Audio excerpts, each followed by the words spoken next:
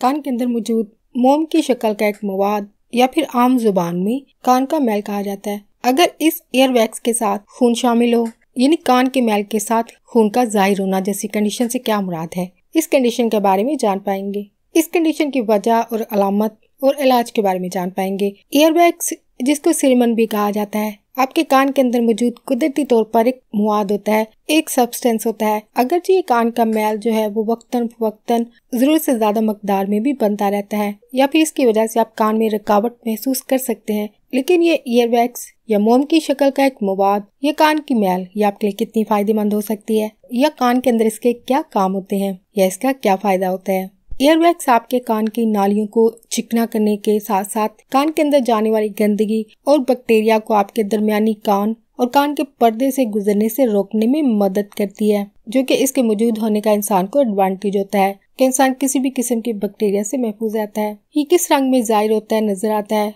आमतौर पर ईयरवैक्स जो है या कान का मैल जो है वो जर्द रंग का नजर आता है, यानी पीले रंग का नजर आता है। बाजुकात ये कान के अंदर जमा होने के बाद ये ईयरवैक्स जो है वो टैन नजर आता है। टैन जो है एक ऐसा कलर है, एक कलर की आपने स्किन टैन भी सुना होगा। स्किन टैन जो होती है वो ऐसे अफराद की ज्यादातर होती है जो धूप में ज्यादा वक्त गुजारते हैं। ये धूप में वक्त गुजारने की वजह से स्किन जो है वो कलर जो है वो स्किन काले रंग की नजर आती है, या डार्क ब्राउन कलर नजर आता है, जिसको आम जुबान में रंग का काला पड़ना भी कहा जाता है। लेकिन साइंटिफिकली जो नाम दिया जाता है वो स्किन टैन कहा जाता है या टैन कलर कहा जाता है इसको। कान की मैल का रंग जो है वो टैन नजर आता है, यानी ब्राउन नजर आता है, भूरा नजर आता है, या फिर ये स्याह रंग की नजर आती है। लेकिन अगर यही कान की मैल जो है वो सुर्ख रंग में नजर आती है तो ये इस बात की अलामत हो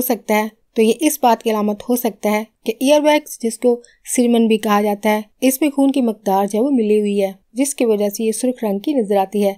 ऐसी ईयरवैक्स जिसमें खून शामिल हो, इसकी बहुत सारी वजूहात मामूली होती हैं, बहुत माइनर होती हैं, इसकी वजह जो है वो माइनर होती हैं, जिसकी वजह से ये जरूरी नहीं है कि आपको डॉक्टर के पास विजिट करना चाहिए अगर ब्लड शो होता है तो। यानी ज्यादातर केसेस में इसकी वजह जो है वो बहुत माइनर होती है, जिसकी सूरत में ट्रीटमेंट लेने की जरूरत नहीं पड़ सकती है। लेकिन बात सूरतों में फौरी तौर पर तिब्बी इमदाद लेने की जरूरत पड़ती है। आपको मेडिकल हेल्प लेना चाहिए, खास तौर पर उस वक्त जब आपके कान में चोट लग चुकी हो या आपको कान में शदीद दर्द हो रहा हो, सीवियर पेन हो रही हो, शदीद दर्द और तकलीफ हो रही हो। ऐसी सूरत में ऐसी ईयरवैक्स जिसमें खून शामिल है, इसकी मुमकिना वजूहात को जानने के लिए टेस्ट करवाने की जरूरत पड़ सकती है, जो कि आपके डॉक्टर के पास विजिट करने की सूरत में ऐसा मुमकिन हो पाता है। इन अलामत की सूरत में आपको लाजमी डॉक्टर के पास जाना चाहिए ताकि जो भी कंडीशन पैदा हो चुकी हो उसकी फौरी ट्रीटमेंट ली जा सके। कान की मैल में आमतौर पर खून का शामिल होना, इसकी ज्यादातर वजह जो है वो मामूली चोटें इसकी वजह हो सकती हैं। इस चोट की वजह से चंद कतरे खून के बहकर